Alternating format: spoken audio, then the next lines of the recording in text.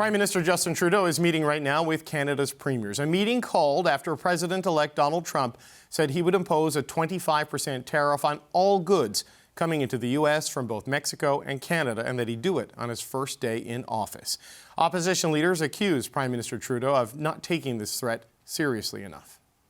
No wonder foreign leaders believe they can walk all over him. They see him as a weak, incompetent leader. I want to see the Liberal government take this seriously. I think Justin Trudeau has not taken it seriously. He's been saying, don't panic, everything's fine, nothing to see here. I think he's wrong. We've got our sleeves rolled up. We are fighting for Canadians every single day. We will stand up for good Canadian jobs. We will make sure we continue to have great relations with the United States as we build a stronger future on both sides of the border. François-Philippe Champagne is the Minister of Innovation, Science and Industry, and he joins me now. Minister, welcome back to the show. Appreciate your time. Thank you very much. It's always a pleasure. Have you gotten any clarity in the last 48 hours from the President-elect's teams about what numbers or targets or actions would satisfy him so Canada could avoid a tariff and a likely recession? Well, listen, I can only speak for myself. As you know, we're hours after what we saw on social media.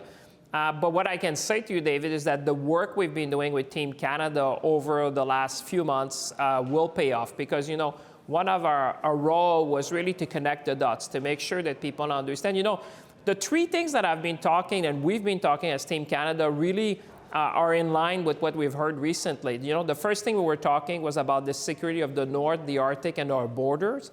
The second thing was about the resiliency of our supply chain. So there you talk about trade. And finally, a growth agenda for North America.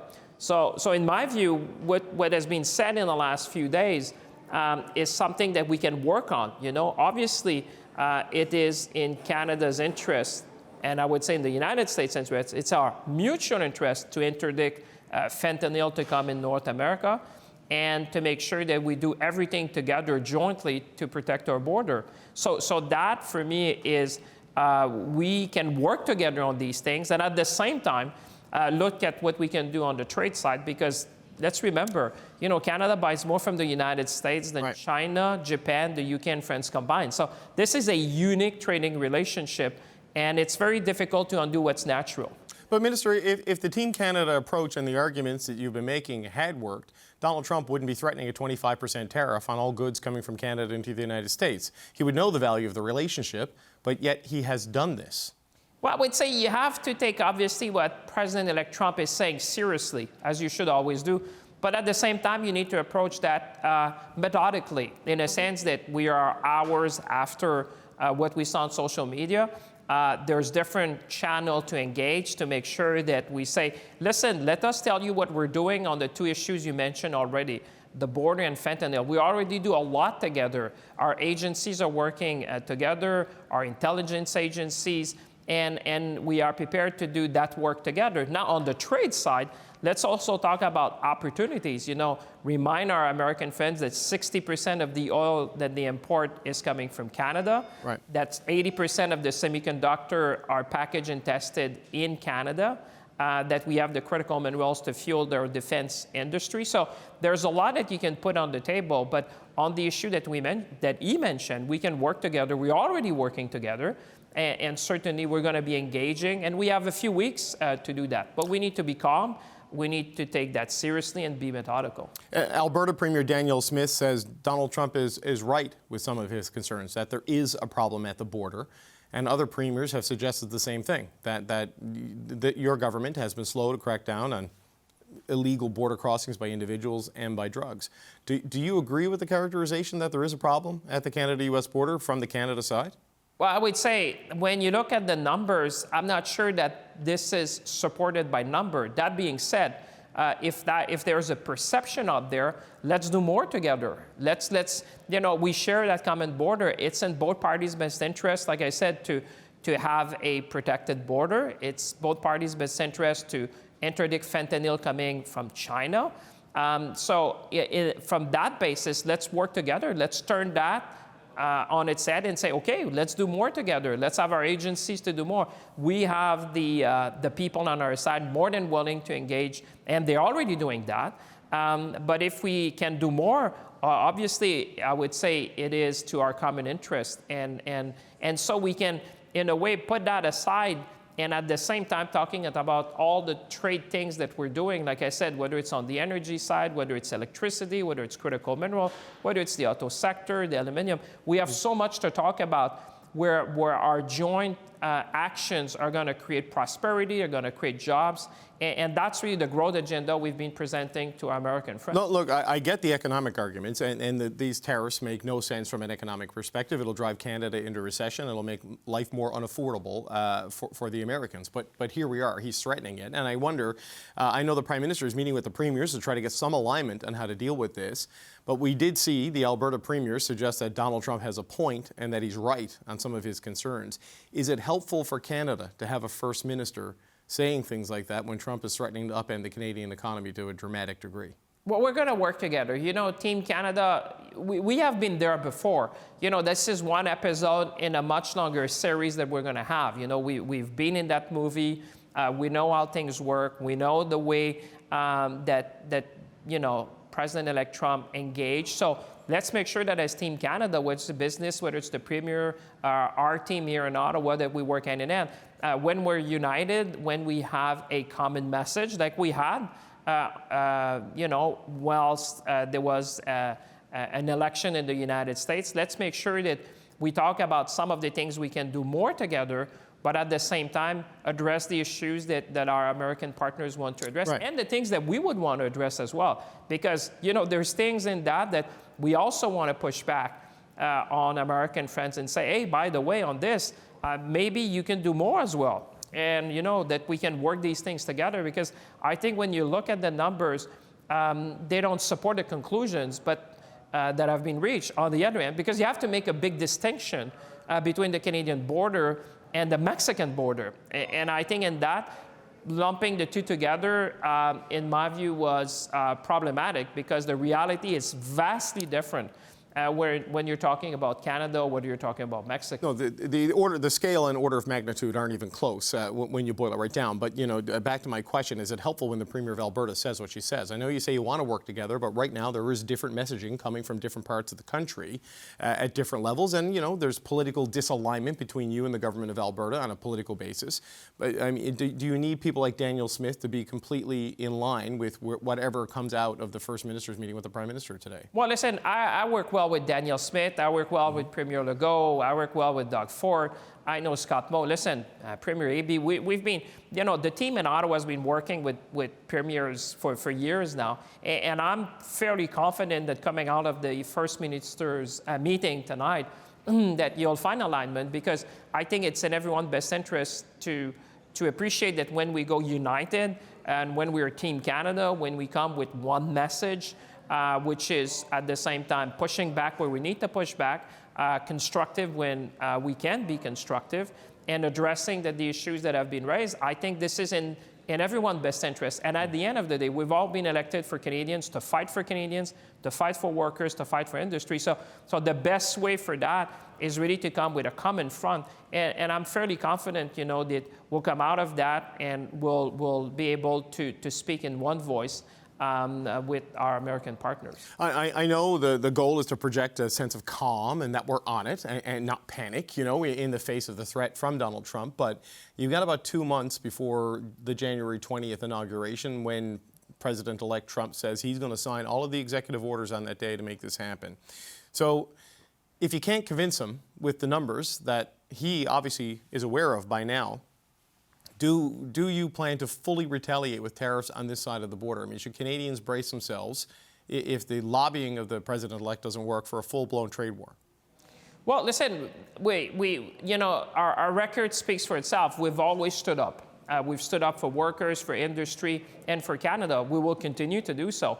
But I think, like you said, there's still a number of weeks before President-elect Trump takes office. I think it gives us the opportunity as Team Canada to present the facts, to clarify perhaps some issues, to make sure that we come with proposals to address, for example, the issue around fentanyl and the border, and at the same time that we come with an agenda as well of things that we would want to pursue with our American friend in order to perfect, I would say, our trading relationship. there's a lot of opportunities. And what we need to do, many times, when you've seen the discussion is that where are the vulnerabilities in the supply chain in North America? And oftentimes the alternatives to Canada is China. I don't think that's what the next administration want. I don't think that's what the American people want. And I don't think that American consumers would want tariff either. So there's a way to present this relationship as unique in the world. They know that we've been aligned with them on understanding the challenge and the threat posed to China, to our strategic supply chain. They understand they have no better ally than Canada. I can tell you in my discussion. So you're right, there is a situation now that we need to address, but let's not lose sight of the bigger picture. And this is going to be our role to say, Mr. President, let's work on the issues you've put on the table. It's in our mutual interest to do more together, and at the same time present an agenda that we can rally him and his team and say, there's a lot we can do together. But Minister, just as a final point, Donald Trump isn't threatening these tariffs for economic reasons. He's threatening these for a national security argument, essentially about immigration and fentanyl. And I know there is a belief inside the Canadian government that the border actually works pretty well, given its size and its length and the amount of traffic and the fact that it isn't a militarized border like many in the world. Whether you agree it's a problem or not, don't you need to do something, even if it's symbolic, to demonstrate that Donald Trump has been heard and responded to on border security, drug trafficking, and immigration to show the president-elect he's been heard to avoid the catastrophe that he is threatening? Well, I think that's what I'm saying is that, we're prepared we have the assets ready, to protect our border. This is in Canada's interest, by the way. To protect our borders, so we have the assets ready. When it comes to interdiction of fentanyl, obviously it's in Canada's interest to protect the health and safety of Canadians. So, like I said, on these issues, the border and the fentanyl, there is opportunities for us to work together, show what we're doing, look at areas where we can do more, work with provinces to bring them on board with us as well, and at the same time present something that would appeal to the president, whether it's about what we can do on the defense industry, what we can do, for example, in making sure that we'd have the critical minerals to fuel the U.S. economy, making sure that we look at what we can do on the energy side. That would touch every region of the country. So we address the issues that have been put on the table. We put our own issues that we'd like to see addressed in the discussion, and at the same time, look at the opportunities that we can work together. And I think, to me, with the experience we have had with President Trump, like you said, you need to address this issue, but also to present something that would be, kind of a vision for success in North America, and reminding everyone in his team that, we're your best friends. We want to work together. We want to address this issue and make sure that we create jobs, prosperity for generations to come. And here we are. We're your best friends. Minister François-Philippe Champagne, thank you so much for your time today, sir. Thank you, sir. Always a pleasure. Well, that virtual meeting between the Prime Minister and the Premiers is happening right now. And just before heading into his office to join that call, Ontario Premier Doug Ford stopped to speak with reporters. He said Ontario will do whatever it takes to help address Donald Trump's concerns. We have to take the threat seriously from President Trump.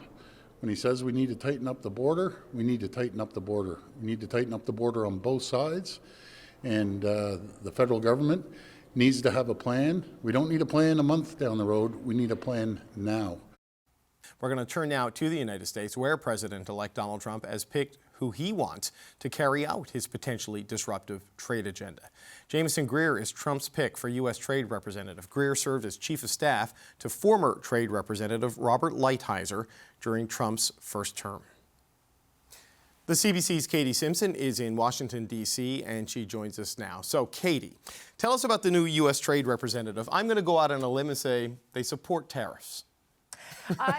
So he's someone who very much supports Donald Trump's America First agenda. And he's not seen as a controversial pick. Some of the people that Donald Trump has selected for his cabinet, they come with some baggage. This, Jameson Greer, does not. He has a lot of experience in this file. He is a trade lawyer. He was the chief of staff to Bob Lighthizer, who served as the USTR for Donald Trump and led the renegotiation of NAFTA. He he was heavily involved in that process. I've sort of been calling around to talk with sources to get a better sense of what Canadian officials think of him, since he is going to be leading this high-profile position. Normally, the trade representative isn't someone who's high-profile. It's not like the Secretary of State or the Minister or the Secretary of Defense. It's not like that. But because Donald Trump has put such an emphasis on tariffs, on trade, this position is far more high-profile than it has been in the past. And so what I'm told by Canadians, officials who know him and have worked with him before, he's very, very smart. He's very, very policy-minded. And it was sort of described to me that, you know, Bob Lighthizer had been leading the Team America through the renegotiation of NAFTA. It was Jameson Greer who sort of ran the show behind the scenes. He wasn't necessarily always at the negotiating table, but he was deeply and heavily involved in the process. He knows Canada very well, but while that is seen as a good thing to people in Ottawa, that you don't have to do that education sort of workshop. Here's why Canada is such an important trading partner. But he's also very, very America first. He's going to be someone who is going to work to implement Donald Trump's agenda. That's what Donald Trump was elected to do, so keep that in mind. And those expect him to try and enforce these America First protectionist policies that Donald Trump wants to implement. So that's something to keep in mind as Canada gears up to get to know him even better as they deal with the fallout from the threat of tariffs. Yeah, so not Robert Lighthizer, but someone very close to Robert Lighthizer, so probably a lot of similarities, at least in know, the negotiating style and the outlook as Robert Lighthizer. Okay, everyone in Canada is freaking out about the tariffs, as you well know, Katie. How has the reaction to this threat of the 25% across-the-board tariffs, how is that being seen in the U.S.? Well, David, I don't know if it's just because it's Thanksgiving week and things are a little bit slow here, but this is, it's headline news down here. It is a big deal and people are actually talking about it.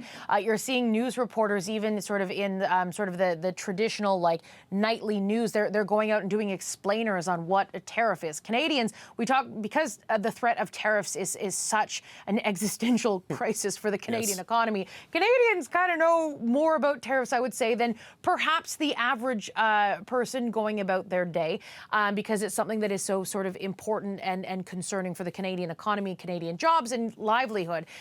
Down here, there is a lot of focus on what's going on with these tariff threats and a lot of explaining to Americans through, you know, traditional news. It's leading newscasts. It's on cable news. It's something that they're talking about quite extensively. So it is getting a lot of attention, even at a time in America where, you know, and there's an incoming administration. Some of the cabinet picks that Donald Trump is making, they're quite controversial. This is taking up some space here. So it certainly is something that's getting a lot of attention. One thing I will point out, David, you know, you see a lot of people, high-profile guests, whether they're senators, members of Congress, they're going on the cable news networks, and a lot of them, while there are, of course, people who are very supportive of Donald Trump's agenda, you're seeing some Democrats and Republicans going on these cable news network programs, and they're essentially making the same case that Canada is going to try to make to Donald Trump, saying, you know, this is going to make the cost of living crisis in the United States worse. It's going to surge inflation, and there are those kinds of concerns. And so that is something that I know that politicians in Ottawa and officials in Ottawa are looking to do themselves, and some American lawmakers are hopping on the TV and doing it as well. Well, it's good that they're all explaining the impact of the tariffs. It would have been good if they'd done it before November 5th so people knew what they were voting for. But here we are. Walmart's warning this could mean higher prices, and Walmart does not like to raise prices. All right, Katie, will you have a good U.S. Thanksgiving? That's the CBC's Katie Simpson in Washington. Thanks. Well, at this moment, the Prime Minister and the Premiers are meeting virtually to plan their response to Donald Trump's 25% tariff threat. BC Premier David Eby spoke to reporters before heading in. It doesn't make economic sense. It's not necessary to address the issues at the border, and I think the issues at the border should be addressed, but the tariffs aren't necessary to get there. And I do think the issues are significantly different for Mexico than they are for Canada. I think the premiers are unified.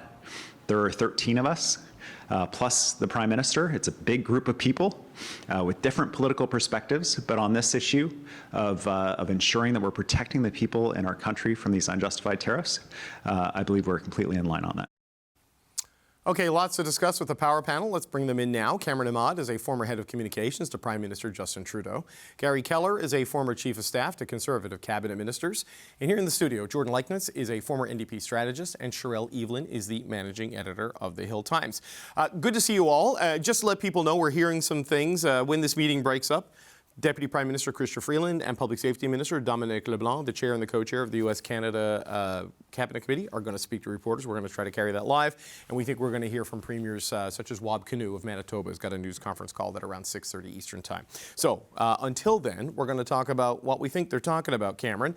What do you think they're talking about? I mean, there was some different messaging coming from different first ministers in the wake of this threat. It seems like one of the top goals for the Prime Minister would be to get everyone on the same page, send the message or taking this seriously, but that they are not panicking. Where do you think this goes? Well, that's definitely the right goal for him to have. It seems like he has a tall task, though, and it's not going to be as easy or straightforward to build the Team Canada approach that he was able to build in the first Trump White House.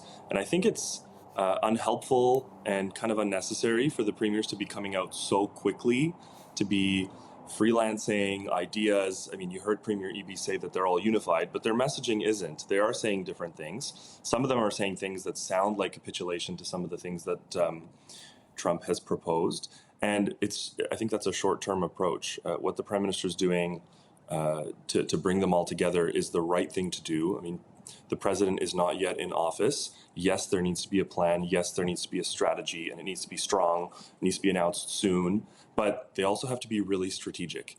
I think, looking back to the first White House, which is really the only thing that we can compare this to, right? Because nobody knows what's going to happen.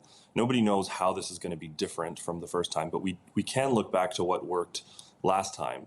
And approaching the threats from the Trump team with a unified voice and message and leveraging the entire network of a Team Canada is the only way forward. Canada's not a big enough country to go at this separately with 2 messages or 12 separate messages. It's just doomed to fail. So I think they all need to come out of this thinking longer term and not trying to make political wins in the short term that just won't result in anything positive for the country. Gary, it was interesting to watch some of it yesterday. Daniel Smith saying, Donald Trump has a point, which is interesting because a lot of people would say his concerns about the Canadian border are completely overstated and overblown. The problem really is at the border with Mexico. And then people saying, well, we must respond to this by getting rid of the carbon tax or getting rid of the emissions cap when Donald Trump is talking about, irregular migration and fentanyl.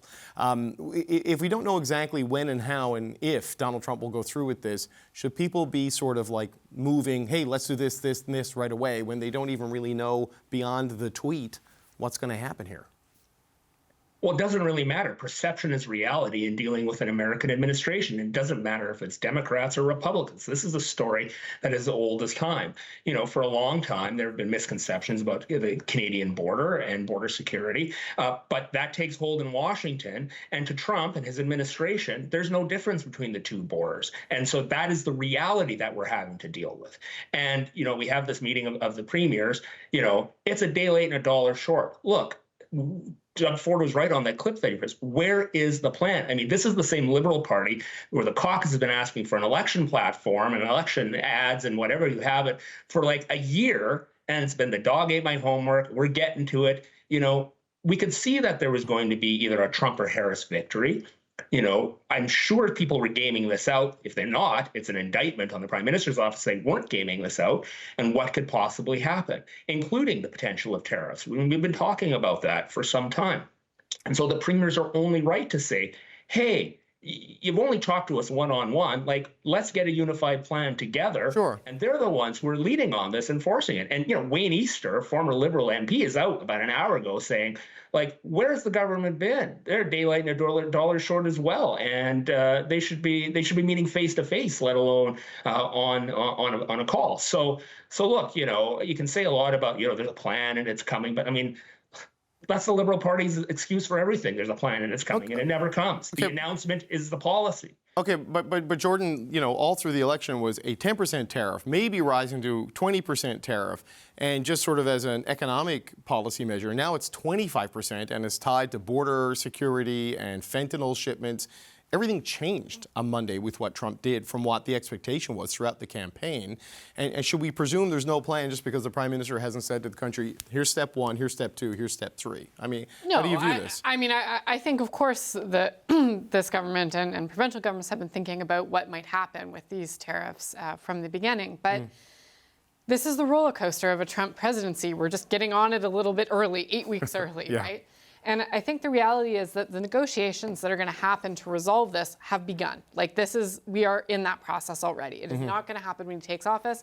That negotiation around what is he really after about the border? What is his game? Is this an opening thing versus is this something that he's really targeting at Mexico and we're collateral damage? All of that feeling out and having those connections with people around him be reanimated is going to have to happen right now. I think the challenges, and this is for opposition politicians, so for folks who are not the federal government, is that there will be a temptation to use this issue to political advantage. And we saw this with Pierre Poilievre coming out and saying that, well, the way to deal with the threat of these tariffs is to axe the carbon tax. This is laughable.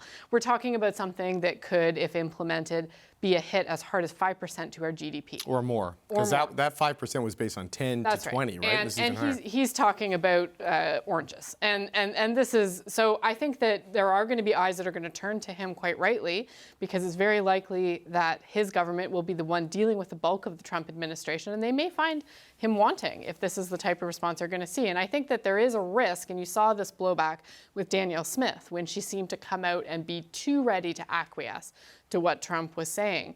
There's a risk of blowback if you're a politician and you're trying to use that to some advantage against the federal government. I don't think Canadians are going to like that the way they're feeling right now. It's interesting, Sherelle, in that beyond the statement on Truth Social and Twitter and whatever, that's all anybody knows. I spoke to some people in the Prime Minister's office today. Justin Trudeau spoke with Donald Trump Monday night, and beyond what was in the tweet, no more details. Not what he wants in return, not what it would take from Canada to avoid this, not how this would apply. It's just there's a threat hanging out there, and everyone has to respond to it. Yeah, and I'm sure he's just kind of sitting back and maybe probably chuckling to himself, watching everybody scurry around with their hair lit on fire, trying to figure out how the best way to appease him. And he's kind of saying, dance, monkeys, dance. Like, this is exactly what he wants. This is what we've seen before. Donald Trump is not yet the U.S. president. There is some time before he takes office on January 20th.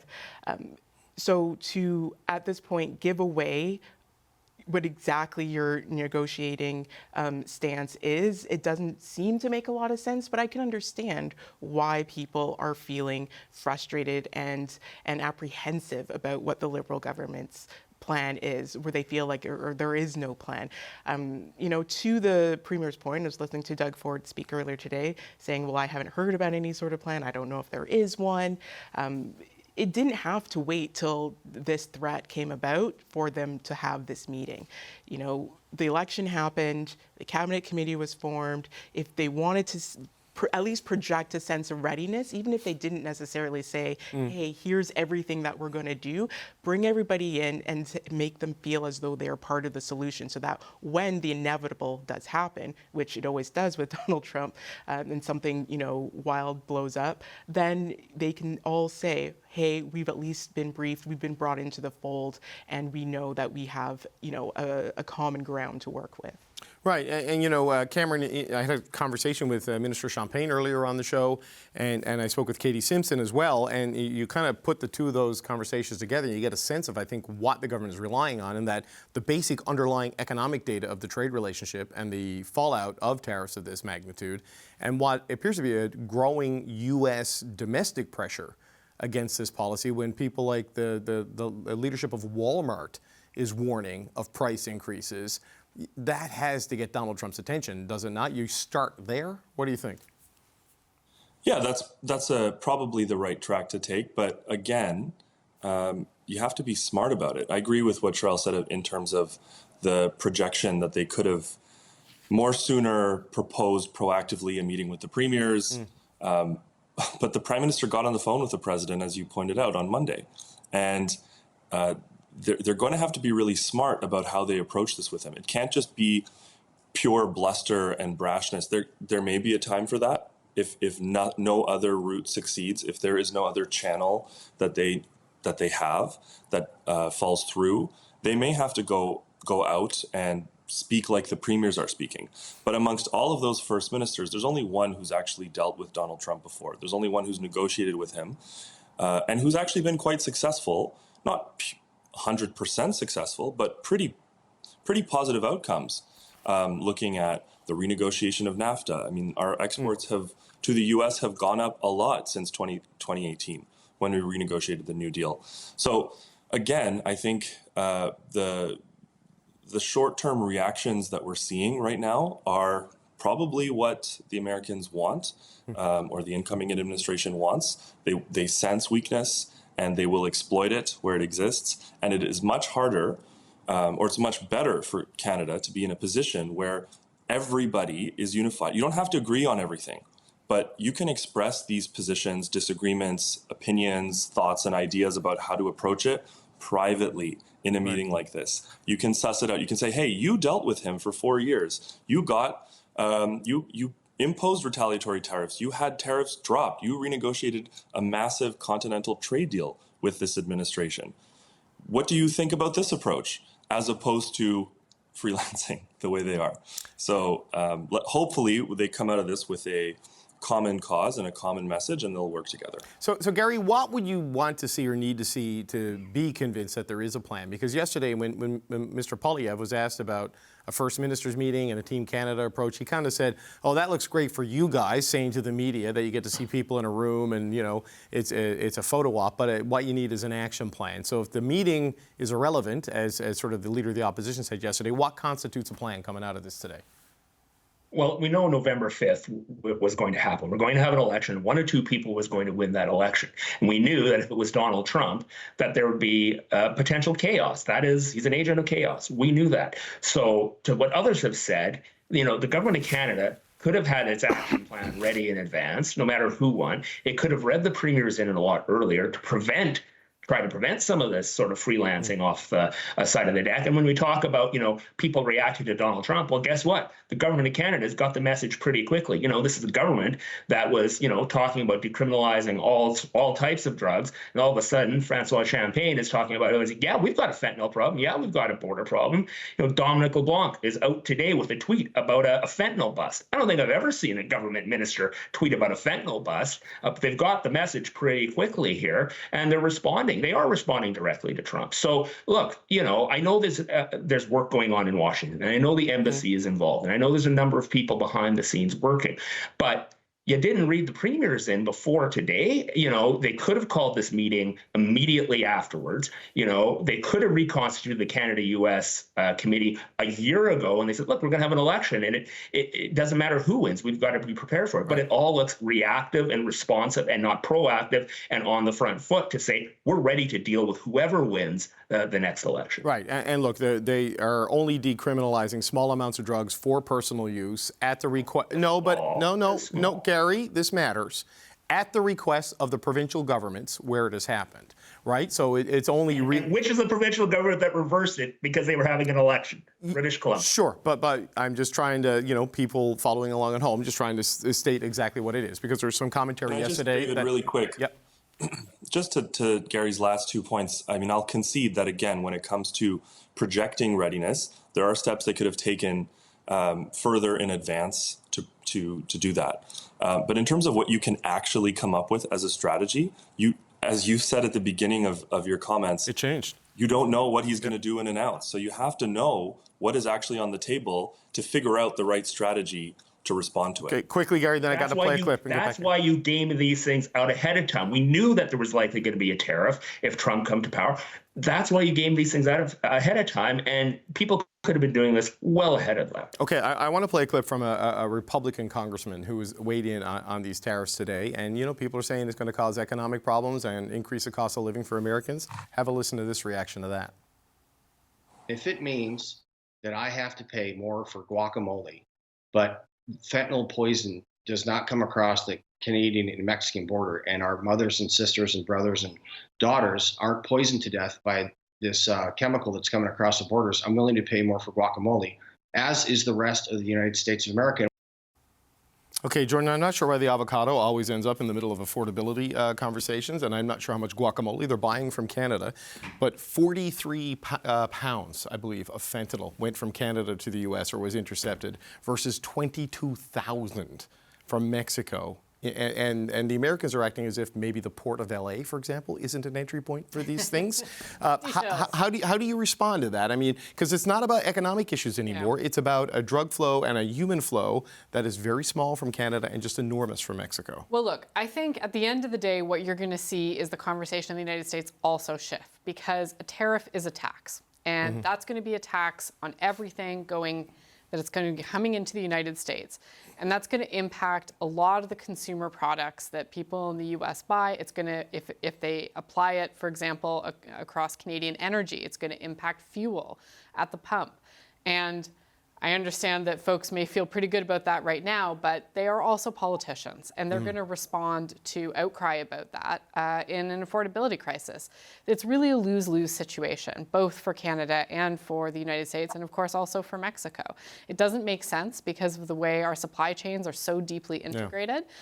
There's no way for the United States to do this without also seriously harming affordability and manufacturing in its own country.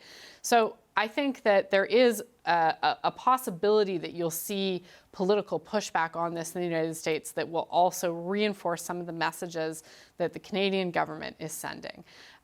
It's clear that there's really very little to compare the situation at the northern border and at the southern border. But by making that the issue, Trump has also indicated that that's something he might negotiate on. So I think, to what Cameron and Gary were saying, this is also something the Canadian government has clearly seized on and is already trying to put in the window that they're taking some action on. Okay, Cheryl, last word on this, and we're going to switch topics. I mean, I think a lot of Americans, as we've seen in the aftermath of the election, who have been on Trump's side or who may have voted for Trump, are now finding out things that they didn't quite realize were true before. Whether it's about healthcare or people in their lives who may get rounded up and deported, and they're saying, "Oh, I didn't realize that was going to affect me." And I think as those real types of realizations come to the forefront more and more, they'll go to their own, local and state politicians. Then conversations will happen with, provincial politicians. And we'll see the same type of pushback that we saw with the round of tariffs that we saw. Yeah, Katie Simpson was saying earlier, the local American newscasts are filled with stories explaining the impact of the Trump tariffs. It feels like doing that in advance of November 5th might have been very helpful for the American audience. Okay, our second topic is going to be about some affordability issues here in Canada, because the path appeared to be clear for the Liberal government to pass its new affordability measures, but the NDP has stepped in with a demand. While the party supports the 2-month GST holiday, it has a problem with the $250 rebate checks. They think more Canadians should get them. Now we are demanding that the GST holiday happen, and we're demanding that the Liberal government put in place a separated GST holiday first, and then fix the checks to include seniors, people living with disabilities, before we support that. So in response, the Liberal government has agreed to split its legislation into 2 bills. The plan is to pass the tax break immediately and then revisit the checks at a later date. We're going to pick up on that with the Power Panel, Cheryl Evelyn, Jordan Lakeman, Gary Keller, and Cameron Ahmad. Cheryl, let's start with you on this. This is the latest twist in this new way of doing public policy in this minority parliament. What do you make of what we're seeing here on this in terms of whether the Liberals will be able to get an arrangement on the checks in particular, because that's going to make it a lot more expensive? It's going to make it a lot more expensive. It's already in the, what is it? The whole package is like $6.4 billion. Yeah. There's like the billions of dollars. There's another couple of billion if you broaden it out the way they want, right? Yeah. So, I mean, we had kind of gone away from the idea of bribing people with their own money when the Liberals, to a degree. It's making a comeback. Yeah, when the Liberals came in 2015, all those boutique tax credits, like the Conservatives were so fond of, those kind of went by the wayside. We're seeing a resurgence of that. And I know that, and I've said it here before, probably many times, the general population elector is always going to be thinking, what have you done for me lately? So yes, the Liberals can point to, okay, we've got dental care, we've, tax cuts, we've done this, we've done that. So now they've got to the point of, we're handing you cash, we want to give you money. it might not make a difference, which is probably going to be real demoralizing for them when people say, thanks very much for the cash, I'm still going to vote for your opponent. The fact that kind of everybody, though, was so against what they had crafted for these $250 checks, within their own caucus, the NDP, the Bloc, to the point that they had to split it out and they couldn't just say, this is a package that we're going forward with. It kind of makes you wonder if they could have, at least gone to caucus first for feedback. But on the idea of, where does this go? If this is successful, is this now going to be, sort of a workaround that the Liberals can use? Can they keep finding things that at very least one other party is going to support so they can do a pause the filibuster, go ahead, have your debate. We are just going to keep trying to help people and make people, look fondly on this while you guys are yelling at yourselves in the chamber back and forth. And we will just do this bit by bit by bit, drip by drip, at least until the budget in the spring. Jordan, it's so interesting because it's such a departure from everything the Liberals have done up to this point, in that they wanted things to be targeted. They wanted to really get to the neediest people. It feels like there's a recognition that they focus overwhelmingly on vulnerable Canadians with not enough for middle income earner Canadians. But now that they're doing this, it's like, well, what about the vulnerable who are excluded by this because it's for income earners up to $150,000 of net income? Where do you think this goes? Yeah, I think the challenge for the Liberals on this is that by doing what they're so evidently doing, which is just sending money to people, and doing it when they did intentionally choose a higher income threshold, which was clearly to give that more breadth so that they would reach more people who weren't touched by some of their other programs. That's part of their political strategy. Then it becomes a little bit harder for them to argue that seniors and students and people with disabilities shouldn't be included in that when you've crafted this policy to be really broadly applicable. So I don't think that they have really a lot of grounds to oppose such a change. I think it's, for Singh, this is really, he gets to wag the dog, right? They're not really negotiating. Singh is issuing demands and the Liberals are hemming and hawing and then caving several days later. That's the pattern that we're now seeing around this. I feel like they may be caving in private before he makes his demand in public, so he can make it knowing he's got it in his pocket. I don't think that's what's happening. On the splitting of the bill today, you don't think that he knew when he spoke? No, I don't think that's what's happening. Okay, that's interesting. Yeah, I think that what you're seeing now is that is all happening in public. Right. And so that's why sometimes it's a bit of a mismatch. What the Liberals bring forward is not exactly what the NDP had in mind, and then you get this kind of an exchange. But I think that for the Liberals, this, the rollout of this announcement, well, one can understand the political survival impetus behind it, also was a bit puzzling because they had so much packed into one announcement. I think that the tax break did definitely break through for people, but then having problems in how this check was outlined, having questions about the income threshold, was it net, was it gross, who are really talking about, who's included, who's excluded, made it a bit of a messier rollout. These checks weren't intended, though, to go out until the spring, so they actually do have plenty of time to sort this out, although Minister Freeland may not enjoy the extra time to find the additional money. No, Gary, they wanted to announce the checks in one fiscal year to get the bounce then, and then pay for it in another fiscal year to get a bounce a second time. But now, I mean, you're into these very public negotiations on to even deliver the $250, which has been described as dubious economic policy. You're going to have to make it a whole lot more expensive than it already is. Yeah, and it's parliamentary negotiations 101. I think for the NDP is, it's not surprising to see them say, look, we've got demands along the way. And I was laughing. I think you sent a quote around earlier about Peter Julian saying what might happen. And I think about 5 times he said there's gates to pass through for the Liberals. Yes. Kind of reminded me that gatekeepers, you want to talk about gatekeepers extraordinaire. Well, Jagmeet Singh seems to be holding the pen. But I guess the question for me at the end of the day with the NDP is, like a lot of the things that they have supposedly taken credit for, the credit seems to all be going to the Liberals. So will they actually, I think they're hoping to say, we're the ones really getting things done for Canadians. Will that actually happen? I think it remains to be seen. But, it's funny to see Chrystia Freeland lecture Pierre Poilievre in the House of Commons the other day about economic literacy, and then the Prime Minister saying at the announcement of this thing, let the bankers worry about it. Well, I think that's a microcosm of Liberal policy right there. Yeah, the Peter Julian quote from earlier, he was explaining, he's the House leader, and he was explaining what he called a very simple process to get this passed.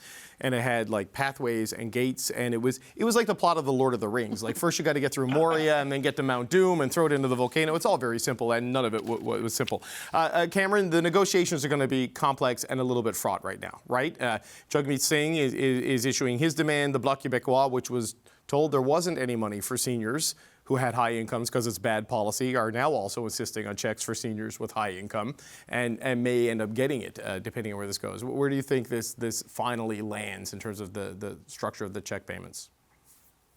Well, I'm not sure I know the answer to that, but I think I think it also is how Parliament should work, in a sense. I mean, it's a minority parliament. Opposition parties can make demands. The government can decide if they're reasonable or not, and then figure out how to move forward. I think it's really important, though, to point out that while this may not be the best economic policy long term, there's a reason it isn't. It's just a short-term relief for the vast majority of Canadians who, nearly regardless of income bracket, feel the pressures that inflation has caused on the cost of living. And I think that is why they announced this. I agreed with almost everything Jordan said until she talked about the rollout, because I do think the rollout was pretty straightforward. I mean, it's a pretty simple message. This is over the holiday period when your costs are a lot higher in so many aspects of your life. Here is a little bit of relief. Here is some money to just lessen the burden a little bit.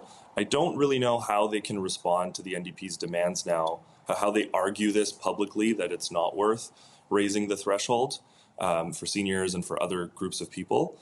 But, you know, it is also important to just remind people that the vast majority of their economic policies and the changes they've made to economic structure and the benefits that the government gives out are targeted, to a far greater degree than this brief policy that will roll out over just a couple months. And so this is a recognition that, we've invested a lot of money in low-income seniors, in low-income families, in single-parent families with lots of kids, and in Indigenous communities across the country. But right now, everybody's feeling the pinch, and this is a short-term bit of relief that will get you through the holiday season. Well, Sherelle, if you live in Ontario, as a final point, Canada's two biggest governments are going to be sending you checks, whether you need them or not, in the next couple of months. And one may be angling for an early election, and the other doing whatever it can to survive the next election. Yeah, so my 450 Trudeau Ford bucks, I'm sure will go very, very far. But of course, if you live in Ontario and if you're a provincial premier who does not have, a harmonized sales tax or something else, that's just it seems like it's a bit of another fight. That's another area where people are going to get a little feisty and angry with the federal government. So it's something else that they'll have to weigh along with, their own House of Commons that they're trying to deal with and get this through. Yeah, I mean, look, this money is going to really help a lot of people who are struggling. There's no question about it. It's just the affordability, the sustainability, and the reasonableness of the whole thing. Well, and if the government can manage to not step on their own message, I think Cameron's right in that the core of their message was really, really straightforward. And probably a really positive recognition on their part that they aren't connecting the issue of affordability. And then you had the finance minister and deputy prime minister come out and step on it by calling this a vibe session. Don't worry, you're not struggling, it's just the vibes. So there's obviously a tension in there where they recognize intellectually what needs to happen, but seem unable to find the correct way to communicate with people about it. Look, the free advice I would give anybody right now is stop talking about macroeconomic indicators and recognize there are affordability challenges, even if the big picture is looking better. Prices are still up, people are still mad. You got to deal with that. Maybe stay off TikTok. Yeah, well. How's the vibe session going? Well, there were vibes in this session. So, and I think they were pretty good. So I want to thank you all for being here. Cameron Ahmad, Gary Keller, Jordan Leichnitz, and Sherelle Evelyn. Thanks so much, gang.